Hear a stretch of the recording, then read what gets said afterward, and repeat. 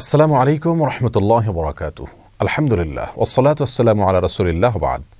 সুপ্রিয় দর্শক শ্রোতা ভাই বোন, রমাদানুল করিম একজন মুমিনের জন্য আমল এবং ইবাদতের ভরা বসন্ত।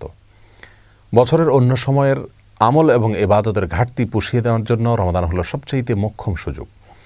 এজন্য রমাদানকে সবচাইতে পরিকল্পিতভাবে এবং রুটিন মাফিক যদি আমরা কাটাতে পারি, তাহলে ইনশাআল্লাহ বিইذনিল্লাহ রমাদান আমাদের জন্য অর্থবহ হবে এবং আমাদের সারা বছরের ইবাদতের ঘাটতি পুষিয়ে নিতে সহায়ক হবে। আর সেজন্য আমরা আজ রমাদানের 24টা ঘন্টা কিভাবে কাটাবো সে প্রসঙ্গে একটি রুটিন প্রস্তাব করব ইনশাআল্লাহ বিইذনিল্লাহ। রমাদানের রুটিন প্রসঙ্গে সর্বপ্রথম যে সময় নিয়ে কথা বলবো তা হলো সাহরি খেতে ওঠা বা ভোর রাতের সময়টা।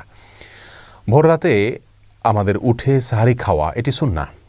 কেউ যদি মধ্যরাতে অতিরিক্ত খান বা শুরু রাতে অতিরিক্ত খান এবং সাহরিতে তার খাবারের চাহিদা নাও থাকে, তারপরও সাহরি খাবার জন্য ওঠা এটা সুন্নাহ এবং গুরুত্বপূর্ণ। কারণ রাসূল করিম সাল্লাল্লাহু আলাইহি ওয়াসাল্লাম বলেছেন, তাসাহহারু ফাইন্না ফিস সাহুরি বারাকাহ, তোমরা সাহরি খাও কারণ সাহরি খেলে তার মধ্যে বরকত রয়েছে, এই খাবারের ভিতরে বরকত রাখা হয়েছে। অল্প হলেও খাওয়া সুন্নাত, বিশেষ করে খেজুর খাওয়ার কথা বিভিন্ন হাদিসে রয়েছে।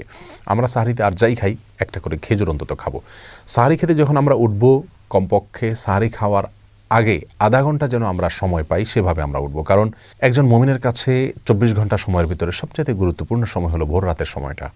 কারণ এই সময়টাতে আল্লাহ সুবহানাহু ওয়া তাআলা দুনিয়ার আসমানে নেমে আসেন এবং বান্দাদেরকে ডেকে ডেকে তাদেরকে ক্ষমা করে থাকেন, তাদের চাওয়াগুলোকে মঞ্জুর করে থাকেন। আল্লাহর নৈকট্য অর্জনের জন্য সবচাইতে মোক্ষম সময় হলো এটি। এই জন্য তাহাজ্জুদের সালাত, যত নফল নামাজ আছে তার ভিতরে সবচাইতে গুরুত্বপূর্ণ নফল নামাজ তাহাজ্জুদের নামাজ। বছরের অন্য কোনো সময়ে আমরা এত গুরুত্বের সাথে হয়তো পড়তে পারি না। রমাদান মাসে তাহাজ্জুদের নামাজ পড়া আমাদের সকলের জন্য সহজ, কারণ আমরা সাহরি খেতে উঠছি। এই জন্য এই সুযোগটাকে কাজে লাগানো উচিত। 30টা দিনই আমাদের প্রতিদিনই একটা সময় বরাদ্দ থাকা উচিত তাহাজ্জুদ নামাজের জন্য।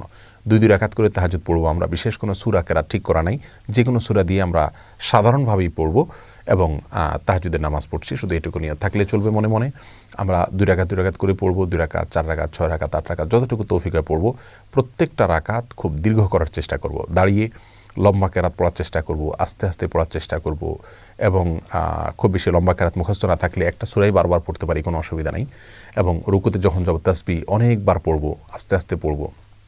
রুকু থেকে দাঁড়িয়ে আবার দীর্ঘ সময় অপেক্ষা করব, সেজদা এরকম লম্বা করে করব, উঠে বসে আবার অপেক্ষা করব। এভাবে প্রত্যেকটা রোকনকে যত ধীরস্থিরতার সাথে করা যাবে, তাহাজ্জুদের মান তত বেশি, যে কোনো সালাতের মান তত বেশি উন্নত হবে। আমাদের আয়েশা রাদিয়াল্লাহু তাআলা আনহা রাসূল আকরাম সাল্লাল্লাহু আলাইহি ওয়াসাল্লাম তাহাজ্জুদ প্রসঙ্গে বলেছেন, লা তাসআল আন হুসনিহিন্না ওয়া তুলিহিন্না, তিনি যে নামাজগুলো পড়তেন রাতে, সেগুলোর সৌন্দর্য আর সেগুলোর দৈর্ঘ্য নিয়ে আর বলো না। তার মানে সেগুলো অনেক দীর্ঘ ছিল এবং অনেক সুন্দর ছিল। এজন্য রমাদানের সবচাইতে ইম্পর্টেন্ট সময়টা যেটা আমরা কাজে লাগাতে পারি খুব সহজে, অথচ অনেকেই হেলায় আমরা নষ্ট করি, সেটা হলো ভোর রাতে সাহরি খেতে ওঠার কিছুক্ষণ আগে আপনি তাহাজ্জুদ পড়ুন এবং বাসার প্রত্যেকটা সদস্যকে উদ্বুদ্ধ করুন যার যার জায়গা থেকে যেন এই আমলটা করেন। এরপরে তাহাজ্জুদের পরে আমরা সাহরি খেয়ে নেব। সাহরি অনেকে খেতে খেতে আজানের সময় পর্যন্ত নিয়ে যান, এটা উচিত না। আজানের সময় ঠিক আগ মুহূর্তে শেষ করেন, এটা সুন্নাহ বিরোধী কাজ। সুন্নাহ হলো বুখারীতে আসছে, রাসূল করিম সাল্লাল্লাহু আলাইহি ওয়াসাল্লাম সাহরি খাওয়া শেষ করতেন, এরপরে আজান এবং সাহরির মধ্যবর্তী 50টি আয়াত তেলাওয়াত করা যায় এই পরিমাণ সময় তিনি গ্যাপ রাখতেন। তার মানে এত আগে সাহরি খেয়ে শেষ করতেন। আনুমানিক 10 মিনিট সময় আমরা বলতে পারি। 10 মিনিট সময় এত লাগে না, 5 থেকে 10 মিনিট সময় অন্তত গ্যাপ দেওয়া উচিত। এই টাইমটাতে আমরা আল্লাহর কাছে বিশেষভাবে দোয়া করতে পারি, যেটা দোয়ার সময়, দোয়া কবুলের সবচেয়ে গুরুত্বপূর্ণ সময় দিনের এবং রাতের ভিতরে এই ভোর রাতের সময়টা। বিধায় এই টাইমটাতে আমরা খাবার শেষ হয়ে গেলে দোয়ায় মাশগুল হয়ে যাই, অথবা খাবারের আগেও দোয়া করতে পারি, কিন্তু আল্লাহর কাছে দোয়া করা উচিত এবং চোখের পানি ফেলা উচিত। দোয়ার জন্য সবচেয়ে উত্তম হবে আমরা যদি নির্জনে কোথাও চলে যেতে পারি। প্রয়োজনে বাসার ছাদে চলে যাওয়া যেতে পারে, প্রয়োজনে বাসার কোনো একটা কোনায় চলে যাওয়া যেতে পারে, কোনো একটা কক্ষে যেখানে কেউ না, সেখানে নিরিবিলি আমরা আল্লাহর কাছে আমাদের চাওয়াগুলো পেশ করতে পারি, চোখের পানি ফেলতে পারি। আমাদের দুরবস্থার জন্য আল্লাহর কাছে ফরিয়াদ করে চোখের পানি ফেলে আমরা কান্নাকাটি করে দোয়া করতে পারি এবং আমাদের সার্বিক চাওয়াগুলোকে আল্লাহর কাছে পেশ করতে পারি। এটা হলো রমাদানের রুটিনের জন্য সবচেয়ে ইম্পর্টেন্ট সময়, যে সময়টাকে আমাদের খেয়াল করা উচিত এবং খুব সুন্দরভাবে পরিকল্পনা করে কাটানো উচিত। এরপরে ফজরের আজান যখন হয়ে যাবে, আজানের পরে আমরা 2 রাকাত সুন্নাত পড়ব। সুন্নাত পড়ার পরে নবী আলাইহিস সালামের সুন্নাত ছিল যে ফজরের 2 রাকাত সুন্নাত পড়ার পরে তিনি কিছুটা বিছানায় মাথা দিতেন, একটু হালকা, ঘুমাতেন না, কিন্তু কিছু সময়ের জন্য রেস্ট করতেন, সেটা 2-4 মিনিট হতে পারে। আমরা কিছু সময়ের জন্য হালকা একটু গড়াগড়ি করে বা বিছানায় যদি মাথা দিয়ে, তাহলে সুন্নাহ আদায় হয়ে যাবে। এরপরে উঠে আমরা ফরজ নামাজ পড়ব। ফজরের ফরজ নামাজ পড়ার পর আপন জায়গা যেখানে নামাজ পড়েছি সেখানে বসে থাকবো এবং সম্ভব হলে সূর্য উদয় হওয়া পর্যন্ত অপেক্ষা করব। সূর্য উদয় হওয়া পর্যন্ত এই টাইমটাতে বসে বসে সকাল সন্ধ্যার যে জিকিরগুলো আছে সেগুলো করব। সকাল সন্ধ্যার জিকির নিয়ে আমাদের বই আছে এবং সেটার PDF কপি পাওয়া যায় আমাদের ওয়েবসাইটে আসুন্নাহ ফাউন্ডেশন, সেখান থেকে আপনারা ডাউনলোড করে নিতে পারেন। অথবা নবী আলাইহিস সালামের সকাল সন্ধ্যার দোয়াগুলো যে কোনো বই থেকে আপনি সম্ভব হয় সেগুলো মুখস্থ করে নিয়ে পড়বেন এবং সূর্য ওঠা পর্যন্ত আপন জায়গায় বসে থাকবেন। সূর্য ওঠার 10-15-20 মিনিট পরে আপনি 2 রাকাত নামাজ পড়বেন, সেটা সলাতুল ইশরাক। এই নামাজটা আপনি পড়ার কারণে আল্লাহ সুবহানাহু ওয়া তাআলা আপনাকে একটি পূর্ণাঙ্গ উমরার সওয়াব দিবেন। তিরমিজিতে বর্ণিত হয়েছে যে ফজরের পরে আপন জায়গায় বসে থেকে যদি এভাবে জিকির আজকার করা হয় এবং শেষে যদি 2 রাকাত নামাজ পড়া হয় অর্থাৎ ইশরাকের নামাজ, তাহলে এর মাধ্যমে এই সওয়াবটা আমরা পাবো। এটা অনেক রোজাদার আমরা মিস করি, আমরা ফজরের পরপর শুয়ে পড়ি। এটা অত্যন্ত ভুল একটি কাজ। আল্লাহ সুবহানাহু ওয়া তাআলা বলেছেন ওয়াসাব্বিহুহু বুকরাতাও ওয়া আসীলা, দিনের শুরুতে এবং শেষে তোমরা আল্লাহর পবিত্রতা বর্ণনা করো। কোরআন কারীমের বিভিন্ন জায়গায় বিষয়ে উৎসাহ দেওয়া হয়েছে। অতএব দিন এবং রাতের আমরা যদি তাহাজ্জুদের সময়টা, ভোর রাতের সময়টার পরে দ্বিতীয় সর্বোচ্চ গুরুত্বপূর্ণ কোনো সময়ের কথা বলি তাহলে সেটা হলো ফজরের পরের সময়টা। অথচ এই সময়টাতে আমরা রমজান মাসে বেশিরভাগ মানুষ শুয়ে যাই, এটা ভুল। যদি শুইতে হয়, ঘুমাইতে হয়, আমরা সেটা কিছুক্ষণ পরে ঘুমাবো, কিন্তু ফজরের পর ঘুমাবো না। জিকির আজকার এবং তাসবিহ তেলাওয়াতে মাশগুল থাকবো ইনশাআল্লাহ বিইذনিল্লাহ। এরপরে যদি আমরা ঘুমাই, রেস্টও করি, সেটা পরিমিত হওয়া উচিত এবং লিমিটেড সময়ের জন্য হওয়া উচিত, মেপে কাজ করা উচিত। আমরা 2 ঘন্টা, 2.5 ঘন্টা বা 1.5 ঘন্টা যার যতটুকু প্রয়োজন আমরা ঘুমিয়ে উঠে তারপরে আমরা তেলাওয়াত করলে সেটা সবচাইতে ভালো। কারণ ঘুম থেকে ওঠার পরে মানুষের মন মানসিকতা থাকে অত্যন্ত ফ্রেশ। এই অবস্থাতে কোরআনে কারীম যদি আমরা তেলাওয়াত করি, অর্থ সহকারে বোঝার চেষ্টা করি, কোরআনে কারীম রমজান মাসে আমরা তেলাওয়াত করি পুরোটা একবার বা একাধিকবার আমরা পড়ে শেষ করব, খতম দেব ইনশাআল্লাহ, সেটা খুবই ভালো হবে এবং সে সুন্নাহ। কিন্তু এর পাশাপাশি আমরা যদি অর্থ বোঝার চেষ্টা করি সেটা হবে আরও ভালো, শোনার উপরে সোহাগা। প্রতিদিন আমি যদি অন্তত একটা পৃষ্ঠা অর্থ এবং ব্যাখ্যা সহকারে কোনো একজন আলেমের তত্ত্বাবধানে হলে আরও ভালো হয়। যদি আমরা কোরআনকে বোঝার চেষ্টা করি এবং সেটা ঘুম থেকে ওঠার পরে হতে পারে, তেলাওয়াত হতে পারে এবং অর্থ ব্যাখ্যা সহকারে একটা পৃষ্ঠা করে অধ্যয়ন করা হতে পারে। এরপরে আমরা কিছু সময়ের জন্য ইসলামিক বই পুস্তক পড়তে পারি। বিশেষ করে ডক্টর খন্দকার আব্দুল্লাহ জাহাঙ্গীর রহমাহুল্লাহর যে বইগুলো আছে এগুলো ইসলামের বেসিক বিষয়গুলো সম্পর্কে ধারণা নিতে অনেক বেশি সহায়ক। এই বইগুলো আমাদের কাছে থেকে থাকলে সেগুলো আমরা পড়তে পারি। অনলাইনে PDF কপি পাওয়া যায় অনেকগুলো, সেগুলো নিয়ে আমরা কিছু সময় পড়ব।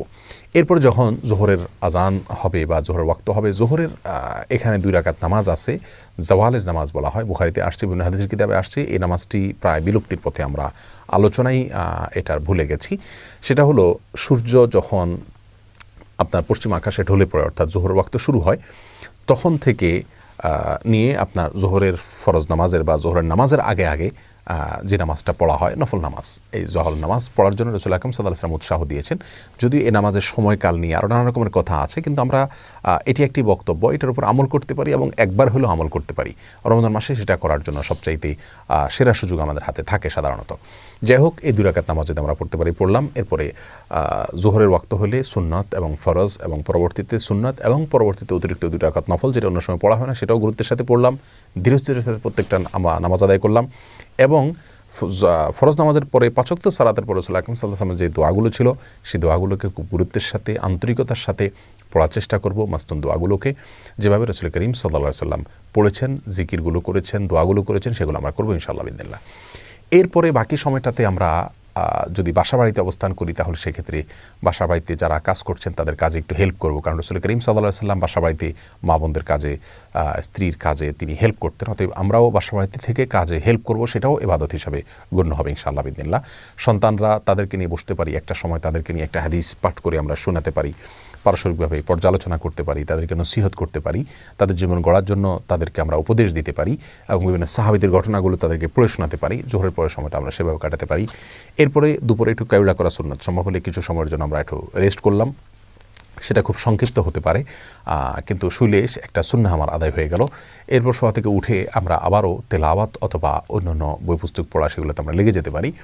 আসর নামাজের পরে মাগরিব পর্যন্ত এই সময়টা খুবই গুরুত্বপূর্ণ, কারণ দিনের শুরুতে এবং শেষে তাসবিহ পাঠ করতে বলা হয়েছে। সন্ধ্যার যে জিকিরগুলো কোরআন হাদিসে বর্ণিত হয়েছে, দোয়াগুলো বর্ণিত হয়েছে, সেগুলোকে আমরা আসর থেকে মাগরিব এই সময়টাতে আমরা করতে পারি। এমনকি এক জায়গায় বসে না থেকে আমাদের ইফতারের আয়োজন করতে করতেও আমরা এই দোয়াগুলো পড়ে ফেলতে পারি যদি মুখস্থ থাকে। আর মুখস্থ না থাকলে সকাল তো সন্ধ্যার যে দোয়ার বই আছে সেগুলো দেখে দেখে আমরা দোয়াগুলো পড়ে ফেলতে পারি। পুরো মাস আমরা দেখে দেখে পড়লে ইনশাআল্লাহ দোয়াগুলো আমাদের মুখস্থ হয়ে যাবে আজীবনের জন্য। এবং সবাইকে উৎসাহ দেব যাতে করে দোয়াগুলো সবাই পড়েন। আর সন্ধ্যায় অর্থাৎ দিনের শেষে আল্লাহ সুবহানাহু ওয়া তাআলার তাসবিহ বর্ণনা করা, এটা আল্লাহ সুবহানাহু ওয়া তাআলার কাছে খুবই পছন্দনীয়, বিধায় সেটা আমরা করবো ইনশাআল্লাহ বিইذনিল্লাহ। আর আসরের পরে মাসনুন দোয়া, যে নামাজের পরবর্তী দোয়া, সেটাও করতে আমরা অবশ্যই ভুলব না। মাগরিবের আজান হয়ে গেলে বা আপনার যখন ইফতারের সময় হবে, ইফতারের সময় হওয়ার সঙ্গে সঙ্গে বিলম্ব না করে ইফতার করব, কারণ ইফতার দ্রুত করা আর সাহরি শেষের দিকে করা এটা সুন্নাহ। এবং নবী আলাইহিস সালাম এটাকে এই জাতির কল্যাণের পূর্ব শর্ত হিসাবে আখ্যায়িত করেছে, বিধায় আমরা সূর্য অস্ত যাওয়ার পর বিলম্ব না করে খুব দ্রুত ইফতার করে ফেলবো ইনশাআল্লাহ বিইذনিল্লাহ। ইফতারিতে অস্বাস্থ্যকর কোনো কিছু খাবো না। খুব বেশি ভাজা পোড়া খাওয়ার অভ্যাস আমাদের দেশে মানুষের, অতিরিক্ত ভাজা পোড়া খাওয়ার ফলে রাতে দাঁড়িয়ে ইবাদত বন্দেগী করা কঠিন হয়ে যায়, তারাবি পড়া কঠিন হয়ে যায়, সুন্দরভাবে কাটানো যায় না। সেজন্য উচিত হবে স্বাস্থ্যসম্মত খাবারগুলো খাওয়া এবং যথাসম্ভব অস্বাস্থ্যকর খাবারগুলোকে পরিহার করা। এবং খেজুর দিয়ে ইফতার করা সুন্নাত, যদি সম্ভব হয় খেজুর দিয়ে ইফতার করব।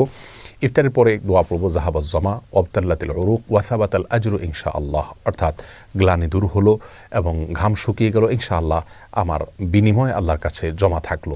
এ দোয়া আমরা পড়তে পারি। আরও দোয়া রয়েছে। তো ইফতারের দোয়া পড়লাম, ইফতার করলাম, এরপরে আমরা মাগরিবের নামাজ আদায় করবো ইনশাআল্লাহ। মাগরিবের নামাজের পরের সময়টা আমরা তারাবিতে যে পারা আজকে তেলাওয়াত করব বা যে অংশ তেলাওয়াত করব, সেটার অর্থ ব্যাখ্যা যদি সম্ভব হয় একটু দেখে নিলে ভালো হয়।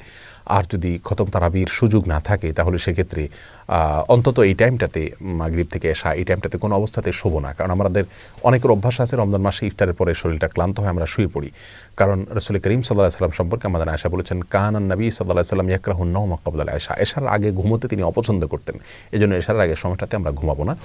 যথাসম্ভব ইবাদত বন্দেগী, সাধারণ কোরআন তেলাওয়াত, তারপরে আপনার ইসলামিক বই পুস্তক পড়া বা ইসলামিক লেকচার শোনা, এগুলোর পেছনে আমরা সময় ব্যয় করব। কোনো অবস্থাতে আমরা এই সময়টাতে অন্তত ঘুমাতে যাব না বা অন্তত শুইতেও যাব না।